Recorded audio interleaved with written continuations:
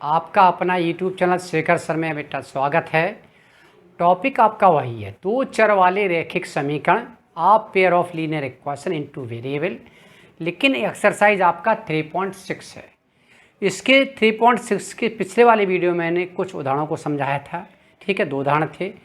आज हम इस वीडियो में 3.6 के सवाल नंबर पहले में कम से कम 8 पार्ट हैं, ठीक है ना। इसको मैं बहुत कायदे से समझाने जा रहा हूँ, समझो।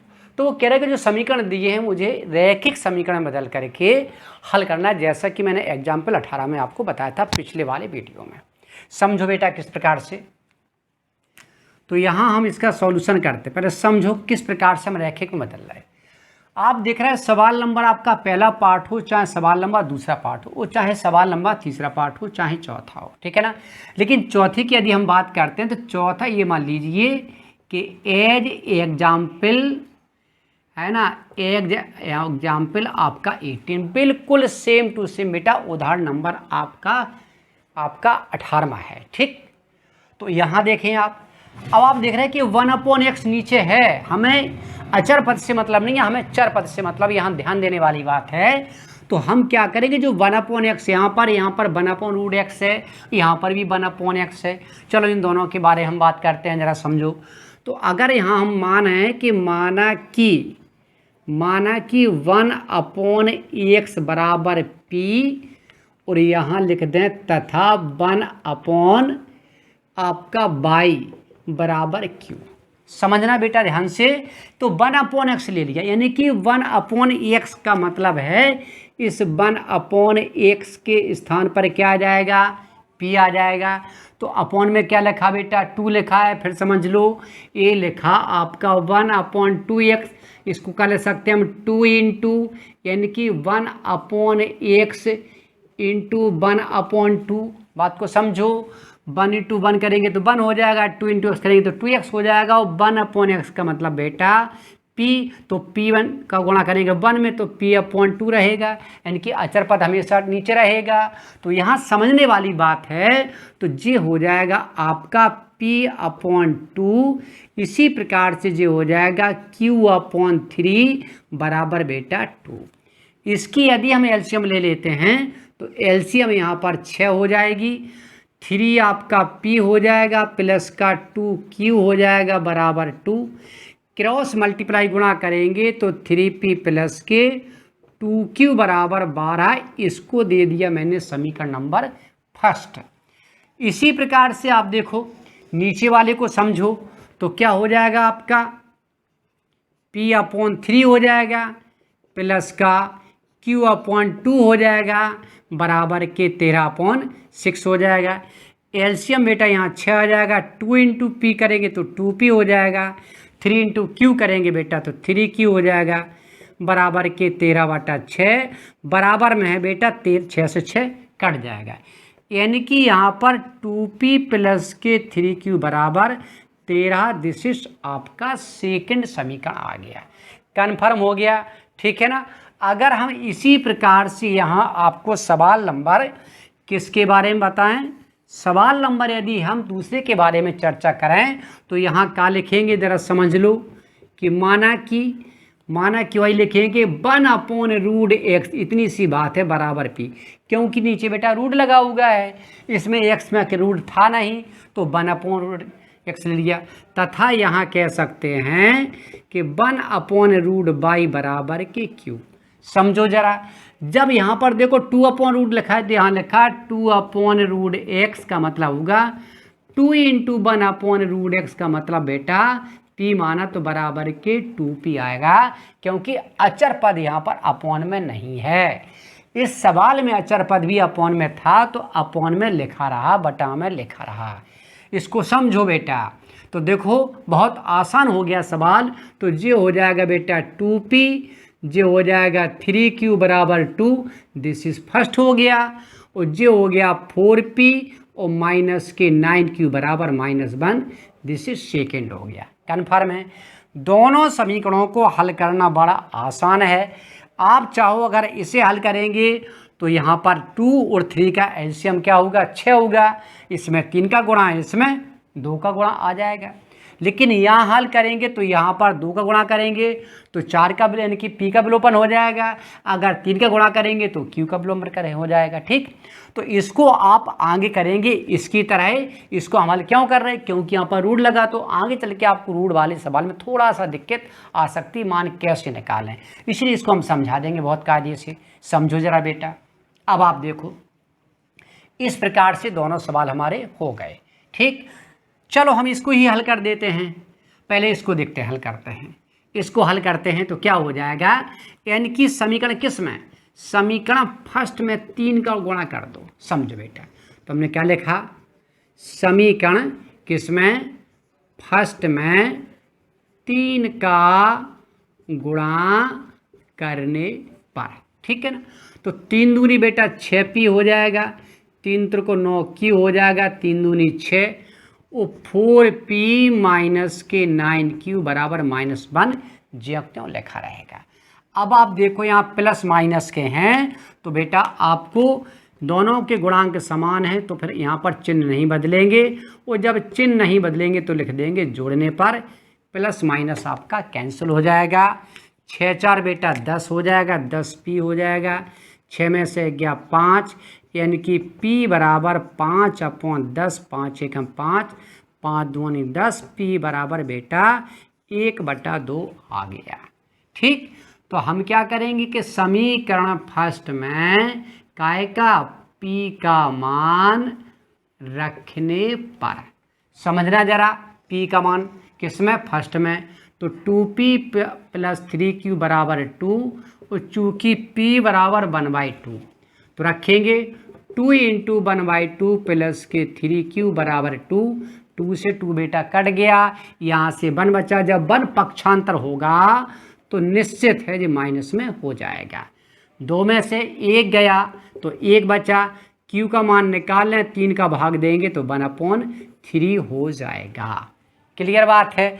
इस प्रकार से मैंने p और q के मान ज्ञात कर लिए। अब जरा समझो, मुझे p q के मान ज्ञात नहीं करना है, मुझे क्या करना है, x और y के मान। देखो क्या लिखा, चूंकि समझो यहाँ क्या लिखा जरा समझो कि चूंकि आपको दिया कि 1/√x बराबर p, और p की वैल्यू कितनी है, 1/√x p, और p की वैल्यू बेटा 1/2 है। अगर हम इसका क्रॉस मल्टीप्लाई गुणा करेंगे तो √x बराबर आपका 2 हो जाएगा, उल्टा कर दे तो भी आपका आ जाएगा, गुणा कर देंगे तो भी आ जाएगा। चूँकि यहाँ रूट लगा हुआ है, यहाँ पर आपका नहीं, हमें निकालना है x का मान। अगर हम इन दोनों का वर्ग कर दें तो वर्ग से वर्गमूल हट जाएगा। तो मैंने क्या किया, इसका मैंने क्या किया, वर्ग कर दिया, यहाँ वर्ग कर दिया, चाहो तो लिख दो वर्ग करने पर। ठीक है ना, तो एक से की वर्ग से वर्गमूल हट गया तो x बराबर बेटा 4 आ गया, लो हल हो गया। यहाँ देख लो, इसी प्रकार से आप देख रहे हैं कि 1/√y बराबर q है, और 1/√q, q का मतलब 1/3 है बेटा। फिर क्रॉस मल्टीप्लाई गुणा करेंगे तो √y बराबर कि √y बराबर 3 हो जाएगा। फिर वही सिस्टम हमने क्या किया, इसका भी वर्ग कर दिया वर्ग हटाने के लिए, इसका बहुत ज़्यादा लिख दीजिए कि वर्ग करने पर दोनों पक्षों का, तो वर्ग से वर्ग हट जाएगा, y बराबर बेटा 3 त्रिको 9 आ जाएगा। यही x और y की जो वैल्यू है यही हमारा आंसर है। कन्फर्म हो गया, बिल्कुल हो गया होगा। अब आप देखो, चलो हम इसको भी हल कर देते हैं। इसको मैंने हल कर लिया, स्क्रीनशॉट ले लीजिए, कोई दिक्कत ही नहीं है, ठीक हो गया होगा। चलो अब आप देखो, यहाँ भी समझा देते हैं जरा। ये भी समीकरण फर्स्ट और सेकंड है, इसका विलोपन आप p का विलोपन करेंगे तो भी एलसीएम 6 आएगा, q का विलोपन करेंगे तो भी एलसीएम 6 आएगा। वो तो आप पर निर्भर करता है करना क्या चाह रहे हैं आप, कहीं कोई दिक्कत नहीं है, जो चाहो सो कर लो, आप तो स्वतंत्र हैं। ठीक है ना, तो हमने क्या लिखा कि समीकरण फर्स्ट में मुझे q करना है, आपको p करना है तो p कर लेना, क्या दिक्कत है। ठीक है ना, तो अगर हम यहाँ से किसका गुणा कर दें, 3 का, इसमें क्या कर दें 2 का। ठीक है ना, तो 3 त्रिको आपका 9p हो जाएगा, 3 दूनी 6q हो जाएगा, और यहाँ पर 12 36 हो जाएगा। 2 का करेंगे 2 दूनी 4p हो जाएगा, 2 3 6 क्यू हो जाएगा और 13 दूनी 26। तो यहाँ लिख सकते हैं कि समीकरण फर्स्ट में 3 का और तथा सेकंड में 2 का गुणा करने पर, ठीक है ना। तो आप यहाँ देख रहे हो कि Q की जो कोफिशिएंट है, जो गुणांक है, वो समान हो गए, लेकिन यहाँ पर हमें क्या लिखना पड़ेगा, घटाने पर। क्यों? क्योंकि समान तो हैं लेकिन चिन्ह विपरीत नहीं है बेटा, और जब तक चिन्ह विपरीत नहीं होंगे तब तक ये क्रॉस नहीं होंगे। ठीक है, इतना तो समझ गए होंगे आप। क्लियर है। 9 में से 4 गया तो आपका 5p आ गया, 36 में से 26 गया तो 10 बचा, 5 दूनी 10, यानी कि p बराबर 2 आ गया। इस p का मान समीकरण बेटा फर्स्ट में या सेकंड में रख दीजिए, फर्स्ट में रखने पर। ठीक, वो आप पर निर्भर करता है। हमने फर्स्ट में रख दिया। फर्स्ट कहाँ है? फर्स्ट है 3p प्लस के 2q बराबर 12। चूँकि p बराबर बेटा 2 आ गया तो 3 × 2 प्लस के 2q बराबर 12 हो गया। तो 2q बराबर 12, इसको इधर ले जाएंगे, 3 दूनी 6 तो माइनस 6 हो जाएगा। 2q बराबर 6 बचा, 2 तिहाई 6, यानी कि q बराबर 3 आ गया। ठीक है ना। लेकिन मुझे पी क्यू का मान तो ज्ञात नहीं करना है, करना क्या है क्या मुझे, एक्स और वाई का। तो आप यहाँ देख रहे हो कि 1/x बराबर p, और आपको मालूम है p की वैल्यू कितनी निकाली, p की वैल्यू बेटा 2 निकाली। अगर 2/1 कर देंगे और क्रॉस मल्टीप्लाई गुणा कर दें, उल्टा कर दें, तो ये उल्टा हो जाएगा x/1 और ये उल्टा हो जाएगा 1/2। बात को समझो। और यहाँ पर /1 की कोई वैल्यू नहीं होती, तो x बराबर 1/2 आ गया। इसी प्रकार से 1/y बराबर q, और q की वैल्यू कितनी है बेटा, 3 है।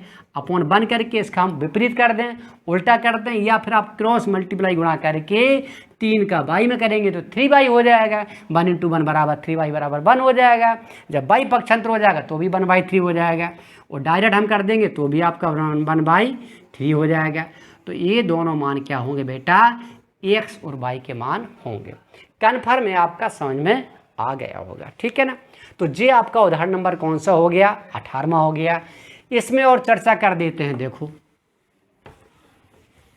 यहाँ थोड़ा हिंट दे देते हैं, आप करके आओगे, कर लोगे, मुझे पूरा विश्वास है। 2 सवाल लगाने पर आपके दिमाग में फील हो गया होगा कि किस प्रकार से ऐसे सवाल लगाए जाते हैं। ठीक है ना। यहाँ पर देखो, अगर यहाँ पर 1/x है तो 1/x मानते मान लो p।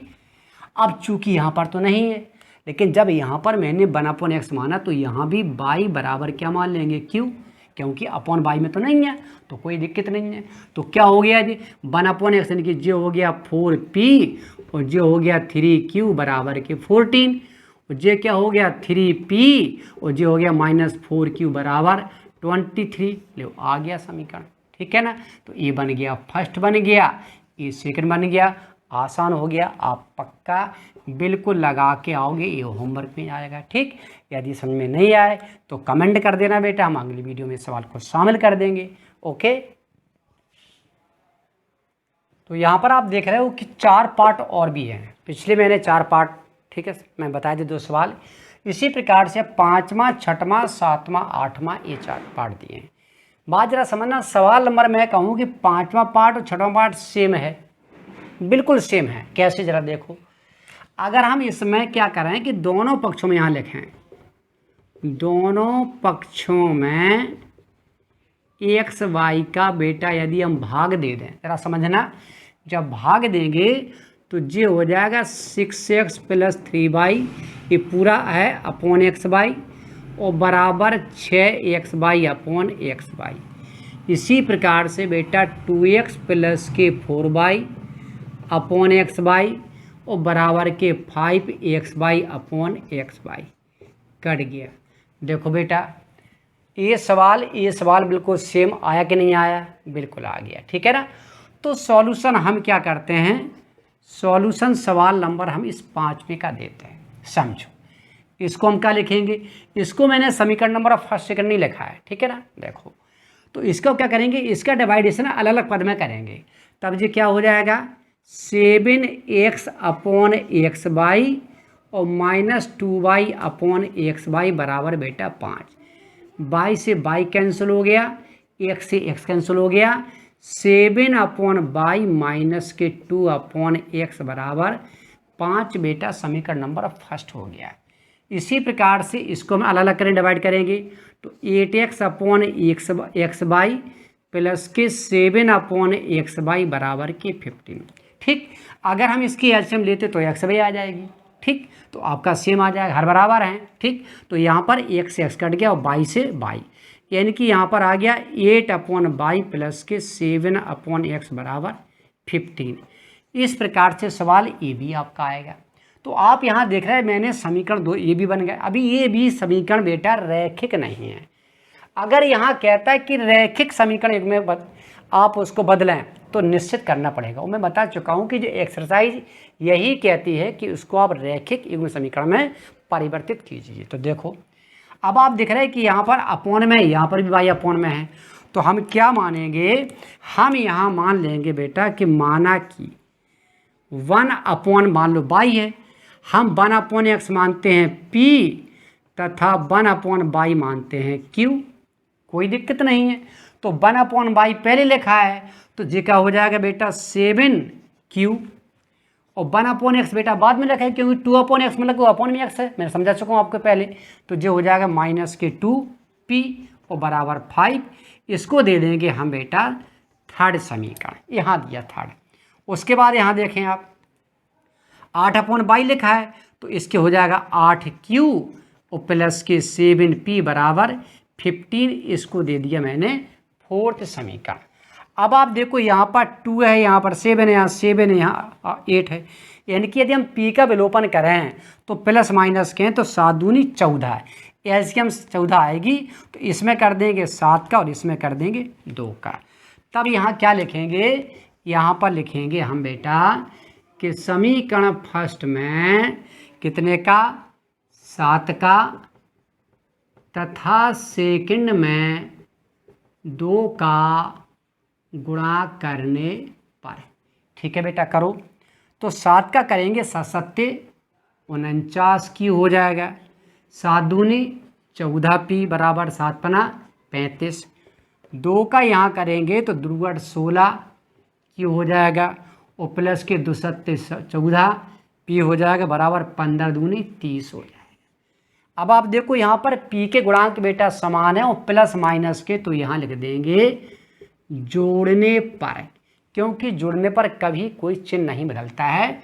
तो प्लस माइनस कट जाएंगे और यहाँ से आप जो जुड़ जाएंगे तो 9 6 15 4 1 5 और 1 6 65q बराबर 5 और 3 3 65, यानी कि 65 से 65 यदि काट दें तो q बराबर बेटा 1 आ गया। अब इस 1 आ गया q का मान, समीकरण नंबर चाहे तो रख दो बेटा किसमें, इसको कहेंगे समीकरण नंबर बेटा क्या, थर्ड। यहाँ थर्ड करेंगे बेटा थर्ड और यहाँ हो गया फोर्थ। ठीक, कोई बात नहीं। तो किसमें, समीकरण किसमें बेटा, थर्ड में किसका मान, q का मान रखने पर। ठीक बेटा, थर्ड कहाँ है, ये लिखा है 7q - 2p बराबर के 5। चूँकि q बराबर बेटा 1 आया, बहुत ही आसान है, तो 7 × 1 - 2p बराबर के 5 - 2p लिखा रहेगा, 5 इधर आ जाएगा तो माइनस के 7 - 2p बराबर माइनस के 2, 2 से 2 बेटा कट जाएगा, माइनस से माइनस कट जाएगा, p बराबर भी 1 आ गया। कोई बात नहीं है, 1 आ गया तो आ जाने दीजिए। चूँकि इसी प्रकार से देखो मुझे प्योर q का मान निकालना है, मुझे एक्स वाई का मान निकालना है। तो हमने क्या माना, हमने माना कहाँ जी, माना 1 अपॉन एक्स बराबर p। तो मैंने माना 1 अपॉन एक्स बराबर p, और ठीक है तो 1 अपॉन एक्स और p की वैल्यू कितनी है, 1 है बेटा। गुणा करेंगे अपन 1 करेंगे तो x बराबर बेटा 1 आ जाएगा। इसी प्रकार से मैंने 1 अपॉन वाई क्या माना, q, और q की वैल्यू क्या है बेटा, q की वैल्यू भी 1 आ गई। ठीक है ना, दोनों की वैल्यू 1 है तो y बराबर भी 1 आ गया। यानी कि कह सकते हैं कि x बराबर 1 और y बराबर 1, यही इस सवाल का रियल आंसर है। तो मैंने आपको ये सवाल हल कर दिया और इसी की तरह आपका ये सवाल बन गया। देखो अगर यहाँ से एक्स वाई समाप्त हो गया तो देखो एक्स वाई चला गया, ये भी समाप्त हो गया चला गया। बताइए इस सवाल में कोई अंतर है? नहीं है, ठीक है ना। तो जिस प्रकार से मैंने इसको हल किया उसी प्रकार से आप इसको हल करेंगे, ठीक है। चर्चा करते सवाल नंबर आपका 7वां और 8वां की, ठीक है ना। तो आप देख रहे हैं यहाँ पर एक्स प्लस वाई और यहाँ पर X plus Y, X minus Y दोनों सेम है। यहाँ पर 3x प्लस वाई और यहाँ पर 3x माइनस वाई, ये भी सेम है, ठीक है ना। तो हम कौन लगाएंगे? ये थोड़ा कठिन वाला लगा देंगे, ठीक है ना। नहीं आप सोचोगे सर सरल लगा देते हैं और कठिन छोड़ देते हैं, तो कठिन ही हम लगाते हैं। तो ज़रा समझे इसको, इसका सॉल्यूशन हम यहीं कर देते हैं, ठीक, ऐसे चलेंगे। चलो तो देखो बेटा सॉल्यूशन इसका, इस सवाल को हम यहाँ लगाते हैं।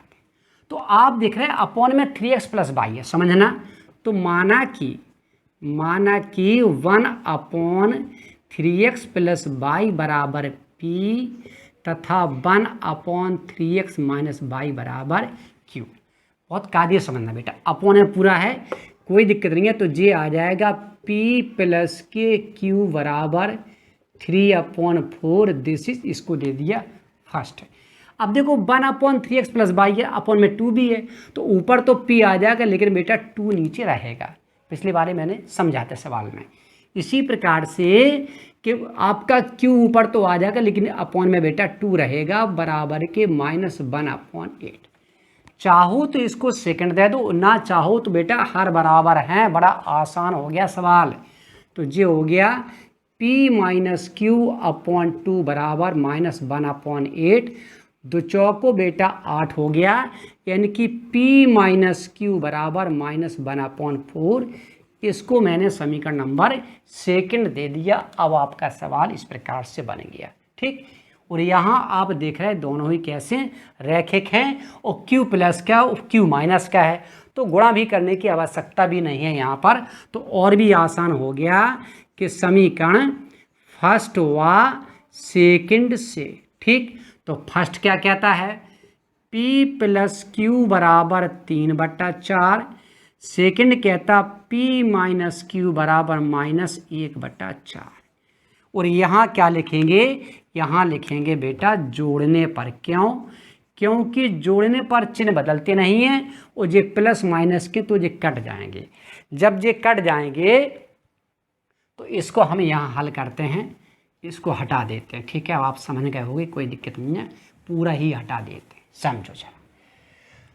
तो देखो यहाँ p और p कितना हो जाएगा? p और p बेटा यहाँ पर 2p हो जाएगा, 2p, ठीक है ना।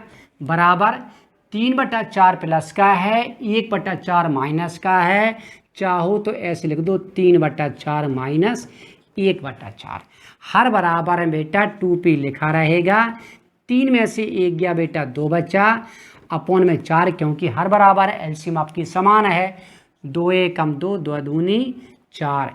p को इधर, सॉरी 2 दूनी 4, p को इधर, सॉरी p का मान निकालना और 2 इधर आएगा तो 1/2 में, यानी कि 2 में गुणा इसका हो जाएगा, तो p बराबर 1/4 आ जाएगा। इस p का मान चाहे बेटा फर्स्ट में रखो चाहे सेकंड में, तो यहाँ लिख देते हैं हम समीकरण फर्स्ट में काय का p का मान रखने पर। समझना बेटा बहुत कायदे से। तो फर्स्ट कहाँ है? फर्स्ट हमारा ये है कि p प्लस क्यू बराबर 3/4। चूँकि p बराबर बेटा 1/4, तो ये 1/4 प्लस के q बराबर 3/4। q का मान निकालना है, 3/4 इधर जाएगा तो 1/4 बेटा घट जाएगा। हर बराबर हैं तो 3 में से 1 गया 2, 2/4, 2 1 2, 2 दूनी 4। q बराबर 1/2 आ गया। समझो सवाल बेटा अभी हल नहीं होगा, अभी तो मैंने p और q के मान ज्ञात किए। हमें सवाल एक्स वाई के रूप में लाना है। तो आप यहाँ समझो इस चीज़ को, फिर यहाँ समझो क्या कि माना क्या मैंने कि 1/3x प्लस वाई बराबर बेटा p माना, और p की वैल्यू कितनी है? 1/4। तो 1/3x प्लस वाई बराबर 1/4। क्रॉस मल्टीप्लाई बेटा जब गुणा करेंगे तो 3x प्लस वाई बराबर 4, ये हो गया बेटा समीकरण नंबर 3 हो गया।